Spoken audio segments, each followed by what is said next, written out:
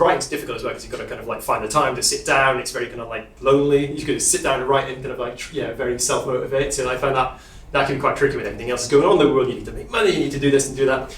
But like I found that if you can tell yourself that this will be made, that motivates me a lot more. So therefore, a lot of my writing, I give myself the constraints in advance as well. So I kind of practice by going like, cool, I've got one location, in this case, one house, one goat, 2 cast members, or most things I've got is 2 cast members in a house, because I know that's therefore we can get made. So therefore, it gives me that little bit of inspiration. And because if I was writing a massive feature film, which is obviously a great thing to do, but and sometimes I focus on that, but it's sometimes good to write something that you know will get made because that gives you the motivation. But I think it's just, again, like with most things, it's kind of practice, I suppose, and just writing and drawing from what makes you laugh, because you can't please everyone. And I think my best kind of writing sessions have been like me kind of writing a rough something and then having a sleepover, essentially, with some friends and chatting about that script and reading that script and performing that script, trying to make them laugh. If they're not laughing, just make a little note, be like, okay, I'm gonna go back to that a little bit.